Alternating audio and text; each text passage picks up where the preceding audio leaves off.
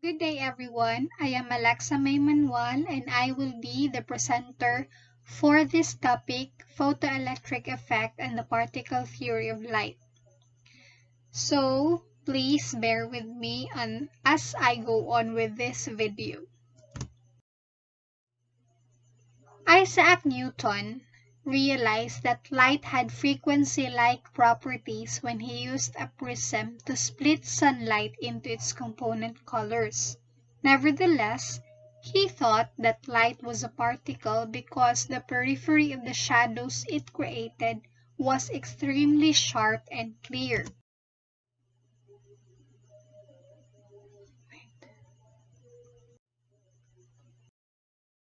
The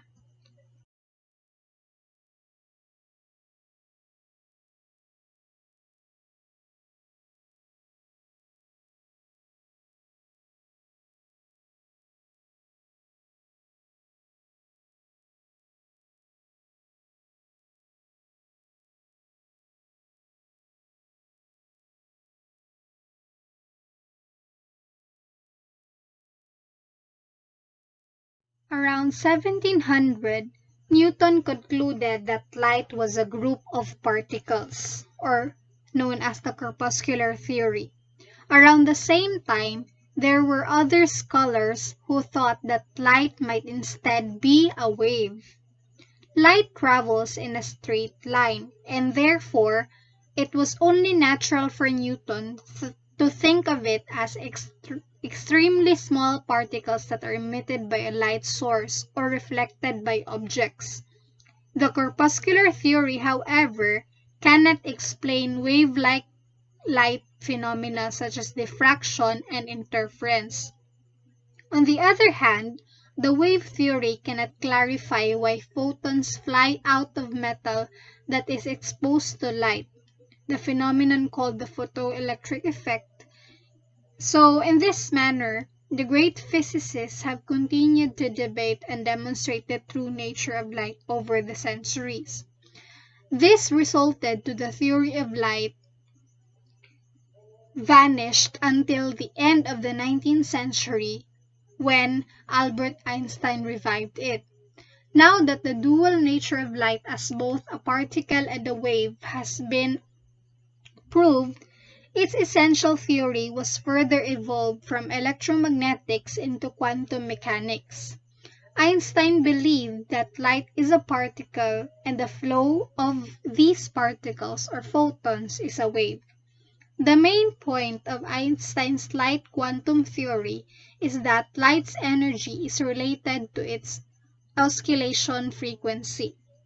He maintained that photons have energy equal to Planck's constant times the oscillation frequency, and this photon energy is the height of the oscillation frequency, while the intensity of light is the quantity of the photons.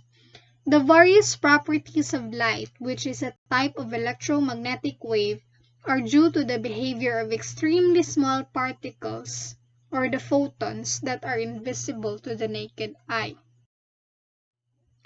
We saw how Maxwell, Hertz, and others established firmly that light is an electromagnetic wave. Interference, diffraction, and polarization further demonstrate this wave nature of light. However, when we look more closely at the emission, absorption, and scattering of electromagnetic radiation, we discover a completely different aspect of light. We find that the energy of an electromagnetic wave is quantized. It is emitted and absorbed in particle-like packages of definite energy, called photons. The energy of a single photon is proportional to the frequency of the radiation. We will find that light and other electromagnetic radiation exhibits wave-particle duality. Light acts sometimes like waves and sometimes like particles. Interference and diffraction demonstrate wave behavior, while emission and absorption of photons demonstrate the particle behavior. the photoelectric effect. So we are now on the second topic of this lecture video.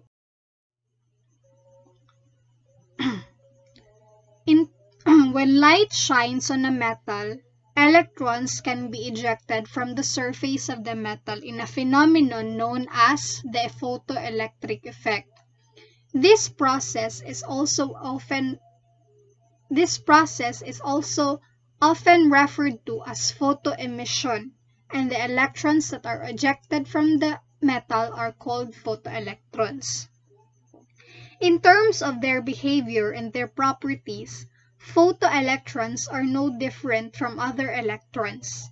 The prefix photo simply tells us that the electrons have been ejected from a metal surface by incident light. But who discovered the photoelectric effect? The photoelectric effect was first observed by German physicist Heinrich Hertz in 1887. Hertz noticed that when certain frequencies of light were shown on a metal, the metal would sometimes exhibit a spark. Later on, J. Thomson identified these sparks as light-excited electrons leaving the surface of the metal. In this video, we will discuss how 19th century physicists attempted but failed to explain the photoelectric effect using classical physics. This ultimately led to the development of the modern description of electromagnetic radiation, which has both wave-like and particle-like properties. To explain the photoelectric effect, 19th century physicists theorized that oscillating electric field of the incoming light wave was heating the electrons and causing them to vibrate, eventually freeing them from the metal surface. This hypothesis was based on the assumption that light traveled purely as a wave through space. Scientists also believed that the energy of the light wave was proportional to its brightness, which is related to the wave's amplitude. In order to test their hypothesis, they performed experiments to look at the effect of light amplitude and frequency on the rate of electron ejection, as well as the kinetic energy of the photoelectrons. Based on the classical description of light as a wave, they made the following predictions.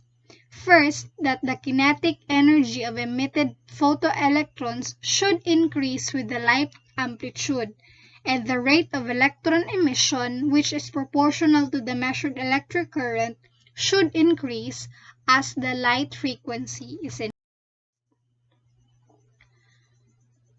The photoelectric effect can be easily understood in the classical physicist time or the classical physics time as a beach ball analogy.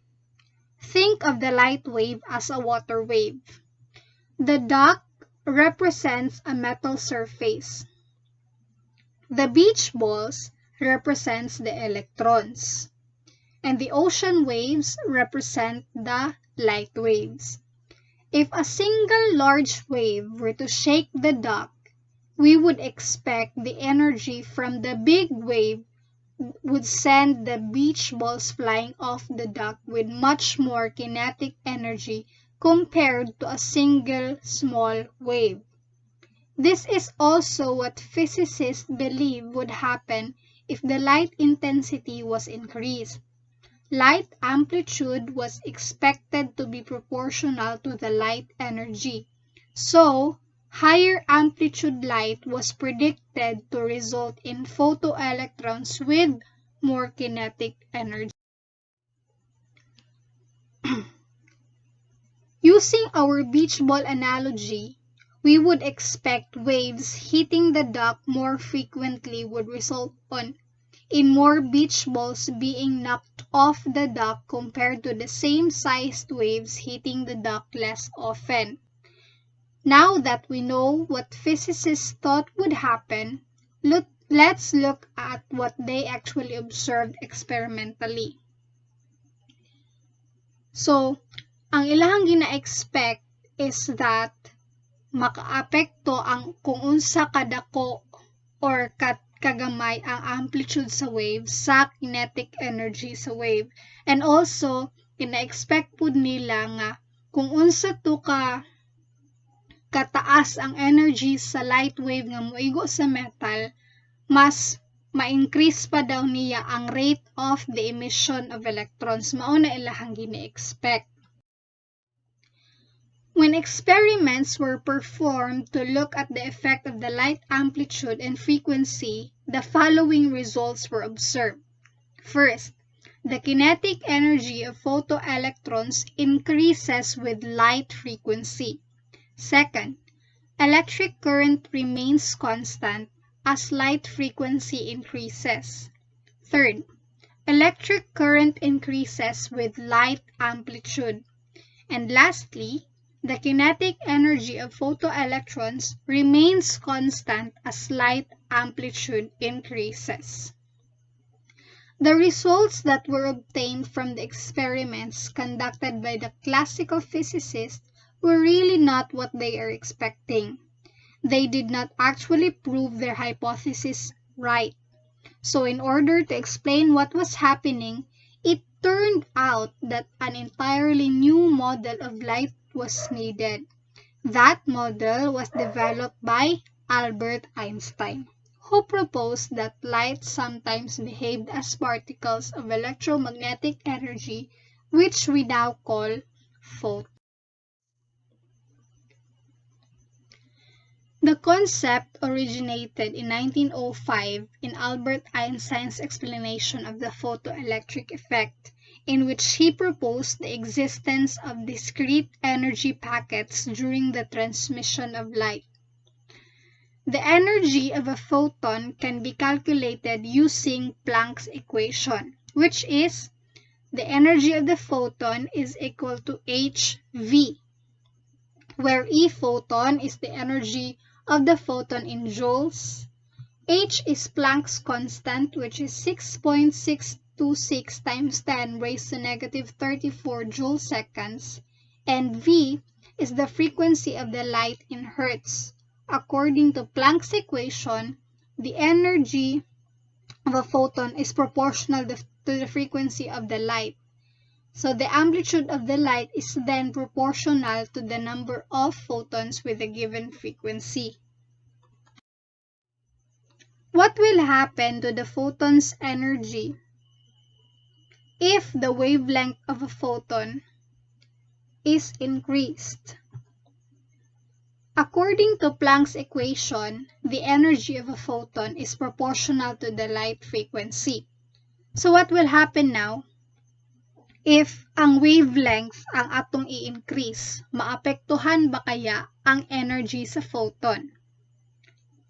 The light frequency, kaning V, is inversely proportional to wavelength. So, kaning V dire is inversely proportional to the wavelength. C is the speed of light.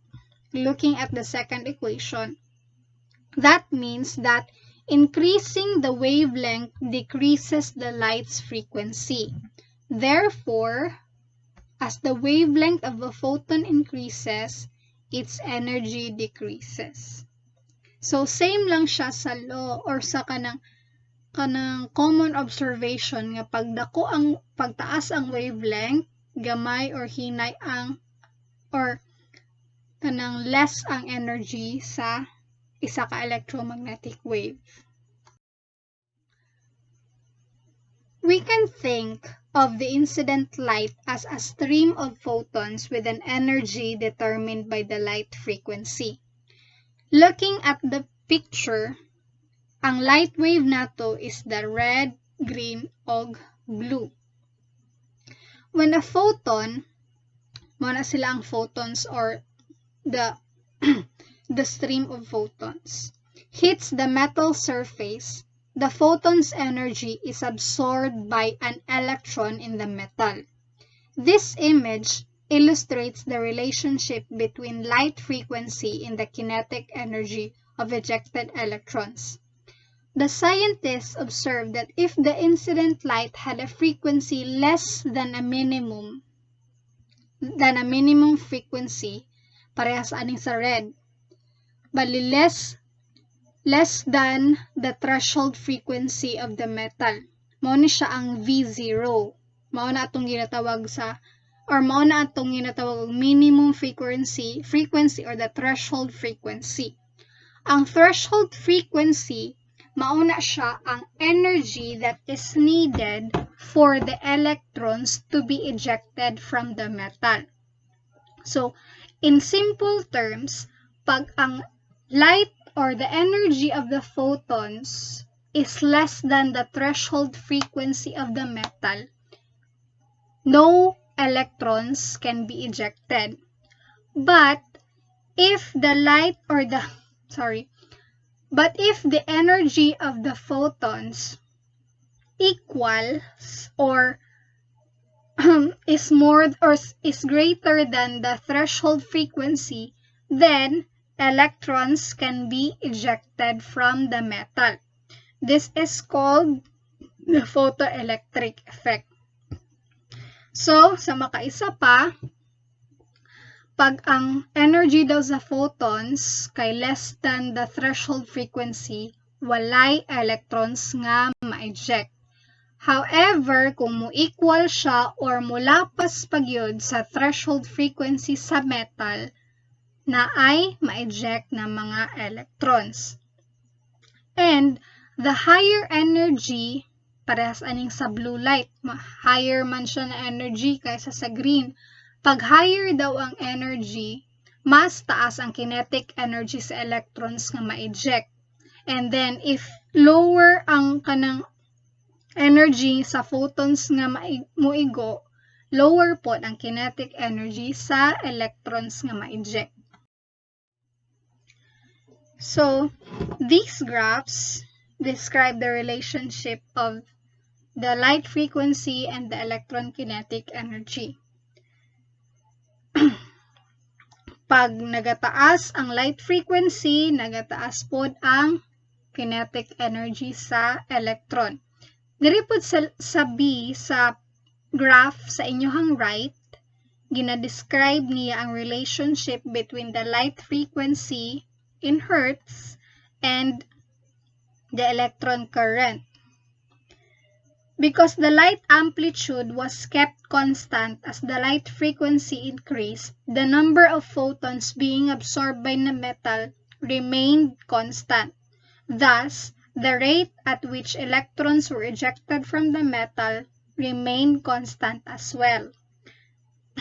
That is what is described in the graph on your right. Okay?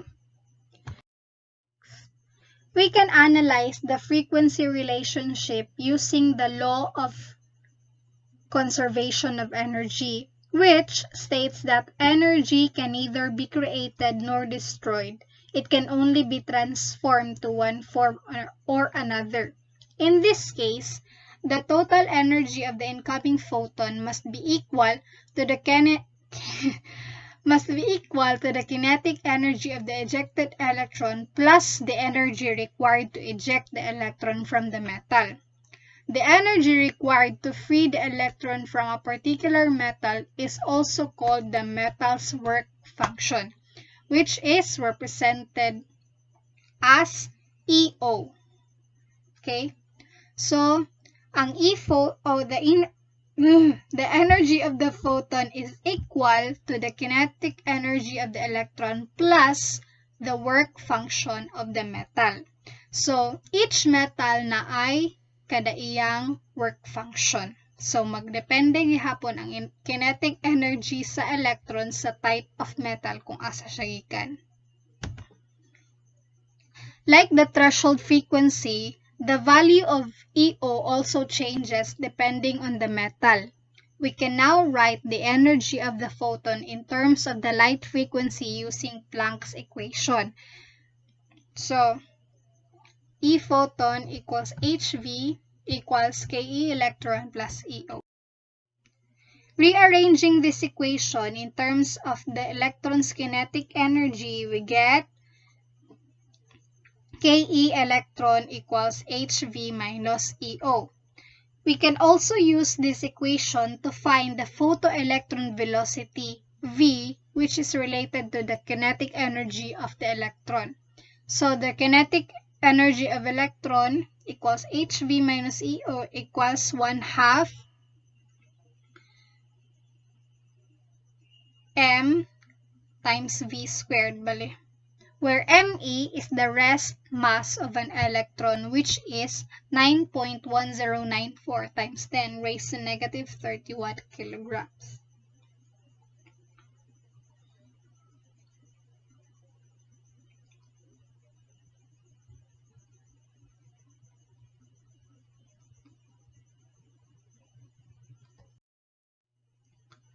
As long as the light frequency is greater than the threshold frequency, increasing the light amplitude will cause the electron current to increase proportionally.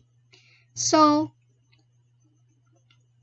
ang light amplitude habang naga-increase pod ang electron current as long as the light frequency is greater, or katulad akong na-mention, as long as mas greater ang energy sa light wave or sa photons than the threshold frequency of the metal. In terms of photons, higher amplitude light means more photons hitting the metal surface. This results in more electrons ejected over a given time period. So, mao to, pag proportionally or kanang proportional ang relationship between the amount of electrons ejected from the metal sa light amplitude. Since increasing the light amplitude has no effect on the energy of the incoming photon, the photoelectron effect or the photoelectron kinetic energy remains constant as the light amplitude is increased. So, mao ay ni ang kanang dili affected sa light amplitude ang electron kinetic energy. Though nagadaghan ang as we increase the light amplitude, nagadaghan ang electrons nga ma-eject, dili gihapon maapektuhan ang kinetic energy sa mga electrons. If we try to explain this result using our duck and beach balls analogy, the relationship in this graph indicates that no matter the height of the wave hitting the duck, whether it's a tiny swell or a huge tsunami, the individual beach balls would be launched off the duck with the exact same speed. Thus, this further implies that the initial ideas and thoughts of the classical physicists about the photoelectric effect don't do a very good job of explaining these particular experiments. So, I guess that's all for the concept and the equations that we need to understand the photoelectric effect. So now we have this first example, the photoelectric effect for copper. Remember that in order to eject electrons, we need the energy of the photons to be greater than the work function of copper. So, for this example, the work function of copper metal is 7.53 times 10 raised to negative 19 joules. If we shine light with a frequency of 3.0 times 10 raised to 16 Hz on copper metal, will the photoelectric effect be observed? So, we can use Planck's equation to calculate the energy of the photon. So, ato ang mangitaon diri ang energy sa photon. Kasi dapat mutaas pa siya or mas greater pa siya sa threshold frequency sa copper. Or the work function of the copper, which is 7.53 times 10 raised to negative 19 joules. Using the Planck's equation, we just simply need to substitute the value for Planck's constant, which is 6.626 times 10 raised to negative 34 joule seconds, and the value of the light frequency, which is 3.0 times 10 raised to 16 Hertz. By multiplying these values, we will get a result of 2.0 times 10 raised to negative 17 joules. If we compare this to the work function of the metal, which is 7.53 times 10 raised to negative 19 joules, we will find, or we will see, that the photon energy is greater than the work function. Therefore, we would expect to see photoelectrons ejected from the copper. Well, not seen by the naked eye, but we can observe the phenomena or the phenomenon of photoelectric effect for the copper. For our second example, we will calculate the kinetic energy of the photoelectron being ejected from the metal copper. What is the kinetic energy of the photoelectrons ejected from the copper by the light with a frequency of 3.0 times 10 raised to 16 Hertz? So we can calculate the kinetic energy of the photoelectron using the equation that relates the kinetic energy of the electron to the energy of the photon and the work function. Mo ni siya, which is E photon equals KE electron plus EO. Same lang na same situation or same steps, i-substitute lang nato ang values sa kinetic energy sa electron.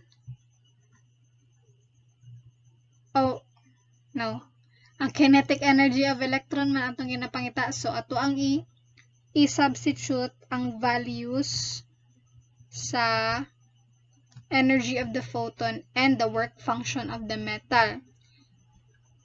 Subtracting them, we will get 1.9 times 10 raised to negative 17 joules. Therefore, each photoelectron has a kinetic energy of 1.9 times 10 raised to negative 17 joules. So, before I end this lecture, yes, mao na to siya, mao na to ang ending sa akong lecture. I hope you have understand somehow the phenomenon of photoelectric effect and the particle theory of light. Before I end this lecture, there is a tip that I would like to read to you. Your life experiences take place in the macroscopic world, where quantum effects are not evident. Quantum effects can be even more bizarre than relativistic effects, but don't despair. Confusion is normal and expected. As Nobel Prize-winning physicist Richard Feynman once said, nobody understands quantum mechanics. Again, this is Alexa May Manuel, and thank you for listening to my lecture video. God bless us all and stay safe.